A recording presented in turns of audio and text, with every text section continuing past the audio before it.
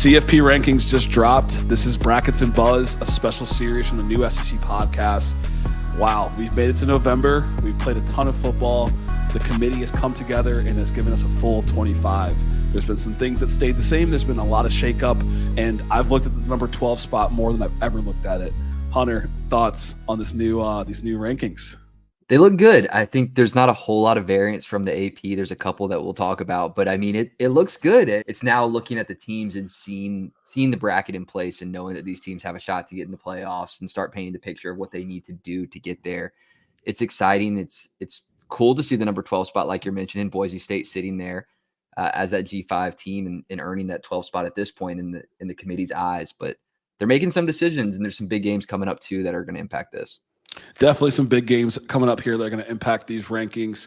If the people here that are listening watch the CFP reveal for the rankings, you probably noticed that they were showing you the top 25 rankings, and then there was a bracket following it, right? And this is Brackets and Buzz. And so, Hunter, just for anybody who doesn't fully understand yet, explain how the playoff bracket works for this season.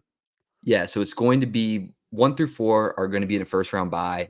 It's the 4 highest ranked conference champions are going to be there. There's going to be a 5th conference champion that will be placed in as well. If they are outside the top 12, they will take the 12 spot. So that's why when you're looking at the rankings versus the bracket, the numbers don't match up. So you might see BYU in this initial ranking sitting at 4 in the bracket, number 9 overall. It's because they're the highest Big 12 team at this point. So projected in their rankings to win the Big 12 would take that 4th spot. Same way that you see Georgia at 3 in the rankings, but 2 in the bracket. So it's a little bit iffy. So you're going to see some 2 numbers here and there because of that. But there's a whole bunch of weeks coming up here where I think a lot of people will be able to learn and figure out kind of how this works. Initial thoughts, right? We want to be raw and real on the Brackets and Buzz. And so initial thoughts looking at these rankings, first change we both noticed was Ohio State got flipped from 3 to 2 from the AP. Putting Georgia at 3. So the committee right now, if the season was to end today, thinks that Ohio State has a better resume than Georgia. Yeah, and I disagree. I disagree wholeheartedly. If we're looking at the official criteria that the College Football Playoff Committee goes by, first piece is strength of schedule. You have head-to-head competition. You have comparative outcomes of common opponents, and then you have injuries and other factors like what we saw with Florida State last year. If you're going on strength of schedule, strength of record, Georgia's number 1 in the country in that. Yep. I don't see why they would drop behind an Ohio State team. Georgia, beating Texas. Ohio State's Texas is a Penn State team sitting at 6. Ohio State, I guess they're considering, has a better loss against Oregon. But Georgia lost to Alabama.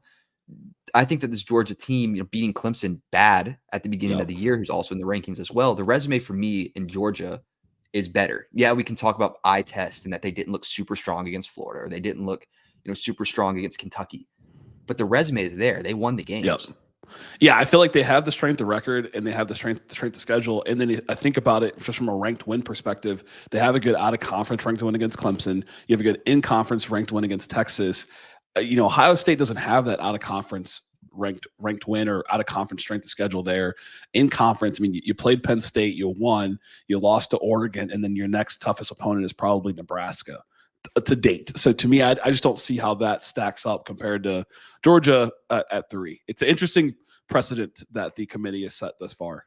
It is. And there's a couple scenarios in this bracket that they've put together in overall rankings where they're valuing the loss and who the loss was to. And the fact that Georgia lost to an Alabama team sitting at 11, but Ohio State lost to an Oregon team sitting at 1, it means something. I think from an eye test, I truly do believe that Ohio State is better than Georgia. Yep. But part of this is criteria and putting forth a standard on how teams are being picked. And I think that when you're looking at their criteria, in my eyes, that says that Georgia would be higher. Mm-hmm.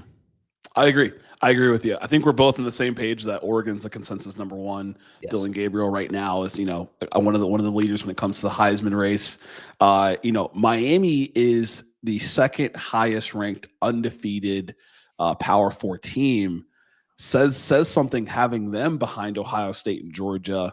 The committee this year, more than ever, probably looks at the strength of schedule. Miami sitting at 46, and Georgia sitting at number 1 in the nation. So, yeah, I think that where they're putting Miami on this is less indicative of the win, the way that they've won the games, and more about the strength of schedule. It's not that they were in a shootout in a close game in a couple scenarios, or it took a last play with Virginia Tech. I think it's the quality of opponent. I think the strength of that matters more than how the game was won. And Miami right now hasn't had that opportunity to play anybody good. The Louisville team that they beat was unranked at the time. They are in the rankings now. They've actually jumped up into 22, higher than the AP poll. So that now builds on Miami's resume. Miami, then, you're at 4. You have the shot to make the ACC championship game. It's looking likely. You're going to make it either way. It is disappointing to find yourself behind teams that have lost games, but you have to notice that their wins are better for Ohio State and Georgia. Definitely. I think you definitely have to value that. And that looks like what the committee thinks. We get to see Notre Dame is sitting at 10. I know that's kind of been a point of contention. Strongest win, A&M, probably the strongest loss or the worst loss in this top 12 crew across all resumes. Worst loss to me, worst loss probably near any team. I mean, losing to NIU, it was a home game. You spent a bunch of money to lose, and I don't see it talked about enough. It's the fact that you beat an A&M team week 1. I know that recency bias is a thing. I don't know if it should be a thing, but if I'm looking at a Notre Dame team, do I think that they beat A&M today? I don't know for certain, but they're riding that win much more than they're getting penalized for the loss to NIU. If it was another team in here, I don't know if it's going that way. I don't think Notre Dame really has a super strong schedule. They're going to play an Army team who's ranked. They played a Navy team who's ranked, but whatever there compared to some of the other teams that are sitting behind them. Yeah, and those are probably ranked opponents that they weren't expecting to be ranked, and that's no shade to the service academies, but it's like you're not adding them to your schedule thinking that these are going to be additional quality ranked wins, or your best wins for the season outside of A&M, right? You're thinking Florida State's probably going to be that team, or other teams in your schedule are going to be those quality wins. Looking, outside of the top 12, this is a new SEC podcast, so in the top 25, we got A&M at 14. LSU at 15, Ole Miss at 16. Yeah. Of course, the order, it makes sense, right? A&M beat LSU. LSU beat Ole Miss. A lot of football left to play, though. So this is not stagnant. This could easily change coming up here with A&M playing Texas in a couple weeks. LSU playing Bama this week. LSU wants that spot that Bama has at 11. Yeah. So there's a lot on the line when it comes to these scenarios. Head-to-head is extremely important, and it helps you look forward to a couple of scenarios and see the way that they might look. Should Georgia lose a game and Alabama win a game, I would see Alabama over Georgia at a 2-loss team. If Alabama wins a game and Tennessee loses, I would still see Tennessee over Alabama because of the head-to-head wins. We know what they value. Teams with similar records, that head-to-head outcome matters a lot more. The AP poll, the combination of votes doesn't take that into effect. But here in the AP poll, it definitely matters. So I was glad to see A&M jump to 14. Yep, I agree with you there. I definitely agree with you there. I think, are we both in agreement that Tennessee belongs at 7 and Texas belongs at 5? It's interesting, right? If you look at it, 5, 6, and 7 all have one loss, and then Indiana's sitting there at 8, at 9-0. But when it comes to the SEC teams, and then Indiana and the other 2 teams underneath them, it's kind of it's a little jumbled right there, a little jumbled up. What are your thoughts on that? It is. 6, that 5 through 10. I think Tennessee should be at 7, or be at 6, and Penn State at 7. I think that Tennessee has a better resume than Penn State. Penn State does have a better loss in a way when it comes to Ohio State. We mentioned it. They're valuing these losses in a real way. But who is Penn State's win? Who is Penn State's real key win? When you're looking at Tennessee, they beat an Alabama team. Yep. That's critical to me in showing that this Tennessee team is the real deal, because who knows what Penn State would do had they played more ranked opponents. Would they be a 1-loss team? To me, the resume doesn't say that they are the 6th best team in the country. Now, absolutely right. Them, yeah, Penn State, their strongest win is Illinois at this point, I would say. So, after Penn State, you were saying, Indiana and BYU. We were talking about this before. It's interesting to have these Power 4 schools undefeated, but still sitting back, and it's kind of scary to think that these teams would have to go undefeated to get in. Like, does a 1-loss BYU team still fall in the top 12? Does a 1-loss Indiana team still fall in the top 12?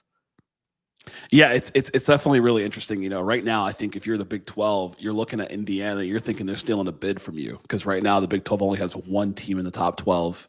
And you were thinking for the Big 10, you're thinking like, okay, Oregon, Ohio State, Penn State, or Michigan. Now Indiana's in the mix. And they have a very unblemished resume and they're dominating. So there's not like a lot of confusion on how good they are. It's an interesting point. For BYU, you have more ranked wins than a lot of these teams above you, right? You beat a ranked Kansas State, you beat a ranked SMU, who's the top 2 or 3 in the ACC. If you're BYU, you're like, what more do I have to do than playing the teams that are in front of me? Yeah, it's interesting because it almost like it goes against some of the reasoning for why teams are in other spots because it's not is it an eye test on BYU? They had a couple games close. They really squeaked by in a few games, but they're winning games. They're undefeated, like you mentioned. They beat that SMU team. That has to count for something. Yeah. I think that I would put them higher than Tennessee. I would put them higher than Penn State, the BYU team. I agree, right? And of course, in the Big 12 in the past, like Texas, Oklahoma, you're sitting undefeated. You are top 5. Obviously, we never want to fully say it's a brand awareness or brand bias thing, but it's just interesting to see them sitting there at 9 with an unblemished resume. It did mirror what the AP thought as well, though. The AP had the same 7, 8, 9. If we look at the playoff rankings and how this would kind of turn out when it comes to playoff matchups. Mm-hmm. I'm thinking it would be, Alabama's going to play Texas. I mean, that would be crazy. Yeah. Notre Dame, Penn State, to me, the fraud bowl. Like, I'm just going to keep it real with everybody here. Tennessee versus Indiana. Sounds like the Tax Slayer Bowl, but that's a playoff game. And then you got Boise State, Ohio State. I think that one could be interesting. Yeah. I think that could be interesting. The winner would go to play BYU. So if I'm Boise State and it played out this way, Boise State, we beat Ohio State and we got BYU, might mess around getting in the semis. Yeah, absolutely. I mean, that is a good matchup. We saw Boise State take a very, very close game to Oregon, a 3-point game there. Ohio State losing to Oregon. Now I think teams have progressed since then. I think this Oregon team started out the year a little bit worse than they are now. But anything could happen, right? Like I think that Boise could win that game. It would be a tough one in Columbus. Alabama and Texas, that game being in Austin is interesting. But we saw what Georgia did playing in Texas. So I can't say for certain that that's a strong suit for Texas. Like Alabama could go in there and make something happen. Yeah, they could. They could definitely do it. So yeah, there's some interesting matchups. Indiana, Tennessee. I like Tennessee in that game. Yep. Notre Dame, Penn State. I mean, it's 2 big brands, like you said, kind of a little bit fraud here, right? I think whoever wins this game would have gone on to lose to Georgia the following week. Now, these matchups, they're likely in the bracket. It's likely not going to look anything like this. That you'll see the similar faces, barring anything crazy happen. You'll see Oregon up there. You'll see Georgia up there, maybe. You'll see Ohio State there. But there's some key matchups coming up, right? Alabama, LSU this week. UGA, Ole Miss this week. Colorado, Texas Tech.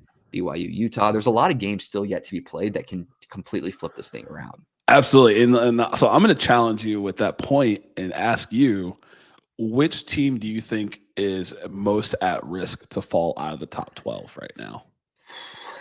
Okay. To fall out of the top 12, I think that Alabama is probably the most likely to fall out. Yep. It is the most at risk for that, right? They're the only 2-loss team in the top 12. The margin for error is as small as it can possibly hit. You cannot lose another game. You are basically in here just by the grace of every other team being worse than you. Yep. And that you have that Georgia win. That Georgia win is kind of carrying the weight of the Alabama team. You play LSU in Death Valley. You play Auburn, and who knows how that game could go. You do have Oklahoma, which could give some teams some struggles. They've gotten better. Right. I think they're most at risk. Who do you think? Right. I would say Alabama for this week because they have the toughest opponent, playing LSU. Like when we look at who these teams are playing next in the upcoming weeks, Indiana playing Ohio State. I think that's more of an elimination game for Indiana. Like it sounds crazy, right? Like if Ohio State was to lose that game, I still think they could find themselves in the top 12. I think if Indiana loses that game, I don't know if the committee gives them the same grace, to be honest. I think they're sitting on the bubble. Yeah, I think they're on the bubble, just especially when you look at SMU behind them at 8-1. They could potentially make the conference championship game, win that. They're still in a bid. So yeah, I would say for my own question, Alabama right now. I think Indiana next couple of weeks. I don't know if Penn State has the resume to continue to hold that number 6 spot. I think if we see Ole Miss beat Georgia, I think Georgia's resume is better than Penn State, so that might push Penn State back and then put Ole Miss in. Ooh, okay. Yeah, I mean it's resumes, right? Like it's they're valuing who you play and if you win, and they're valuing who you play and who you lose to. Yeah. So it's important that you play quality teams. Like you mentioned Indiana, like they're going to get an actual quality game against Ohio State, but now what do you do in that game? Right. And Tennessee's going to play Georgia. That's going to be crazy. Ole Miss plays them as well. So there's opportunities for teams to build on the resume. SEC gets the benefit, just like the Big Ten does with some teams, where in the SEC, there is really nobody that has a clear path like an Indiana does, right, where you're playing a bunch of, I don't want to say nobodies because they are strong programs, but nobody's as far as the ranking goes and the strength of schedule goes. Right. The top 2 strength of schedules in the top 12 are Georgia and Alabama. No, absolutely. 2 SEC teams. 2 SEC teams right now. And I think that, we talk this way about the SEC because you look at the teams that Indiana's played with Washington, 3-3 in conference, and other teams are 2-4 in conference, UCLA and the likes. There are similar opponents that are being faced in the SEC, but those same opponents that are 2 or 3 conference losses are also giving teams challenges, right? You look at South Carolina's giving team challenges who are not ranked right now. You look at Vanderbilt, who is beating teams, not just giving them challenges, beating ranked teams. That's not ranked right now. I don't think the other conferences have that depth in terms of who's beating up on who. The Big 10's close, or the Big 12 is close. And so that's where it'll be interesting for them, what the committee thinks about Iowa State going forward, what they think about Colorado. If Colorado's able to beat Texas Tech, and kind of how things shake up, where they might find themselves in this top 12 as they kind of inch closer and closer. They only have 2 losses, so they could jump in LSU or A&M or Ole Miss, depending on if they believe Colorado has the quality wins to justify that spot. Yeah, and Colorado's a team who may get a shot to play in their conference championship, and that is the most important thing here. A lot of teams with the going away of an East and West or a split conference, every team has some sort of odd path to get there. Alabama's not out of that. A lot of teams aren't out of the opportunity to get into their conference championship game. You win that game, you're in. You're in with a bye in most situations, unless you're that 5th ranked one, which is likely going to be a Boise State, an Army, or another team kind of sitting there in the G5 fringe. Yeah. Is there a team that is not in the top 25 that you feel maybe could have been in the top 25 over somebody else? Yeah, I think we're both in agreement here. South Carolina, right? South Carolina's quality win, A&M, one of the best. It was a top 10 win at the time. It's a top 15 win now. Vanderbilt also has a top 11 win right now. Those are 2 teams to me. If I start looking at the bottom of these rankings, it's like, Colorado, they haven't beaten, I don't think, anybody above where they're ranked right now. And then you look at, so to answer your question, the 2 teams for me would be South Carolina and Vanderbilt. Okay. Yeah, I think Vanderbilt, the Georgia State loss really is holding them back. You've mentioned many, many times in this one that they're valuing who you lose to. Yep. And that's a game, but then Notre Dame, NIU, whatever. But yeah, I think South Carolina is the one here. When I'm looking at a 3-loss team, there's only one 3-loss team ranked here in the top 25, and that is Louisville, coming off of a big win against Clemson. Yep. You have another 3-loss team here in South Carolina that I think could have got in. I think South Carolina's resume is maybe a little bit better than Louisville's. Louisville lost a game to Miami, but like, are you judging Louisville on the fact that they lost games to quality teams? They beat number 23 Clemson, like you mentioned, South Carolina beating A&M here. So, and they gave I think Alabama there's also an aspect of like they don't want to put too many ranked teams per conference, right? Like I think that that would put the SEC over 6 ranked teams, right?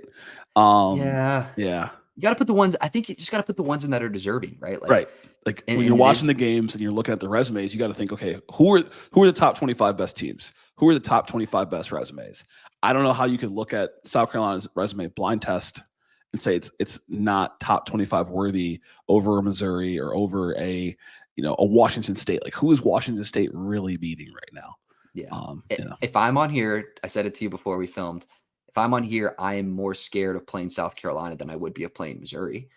as any team here. And I think there's some recency bias there. Missouri has not been healthy lately. That's part of the criteria, is that there's relevant factors like unavailability of key players.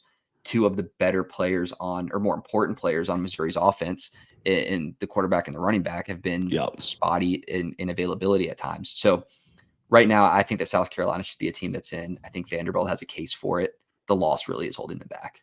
I agree. And I think, just looking kind of even just further outside these rankings, Pitt has the best opportunity to make a jump playing Clemson, playing Louisville right now, who are 23 and 22. So that's something to keep your eye on as well when it comes to, how many spots the ACC gets between the conference champion, maybe an SMU, maybe a Pitt, maybe a Clemson or Louisville. There's still some shuffling to happen there because they're all playing each other. And so that'll be pretty interesting to see and watch it play out. It will be. There's a lot of good games coming up, a lot of good stuff to look forward to. These rankings are coming out every Tuesday night. They will be shaking up this Saturday. There will be a lot of shakeup, some big games happening. We'll be breaking those down. We have previews out for those games now, so be sure to check those out. And we're going to see where this all goes. We'll see where it all goes. And so, thank you everyone that tuned in here. We're so excited. We've reached CFP ranking season. All roads lead to Atlanta in the SEC, and all roads lead to Atlanta for the national championship. And so, come back here again soon, and please like, follow, subscribe on the USC podcast.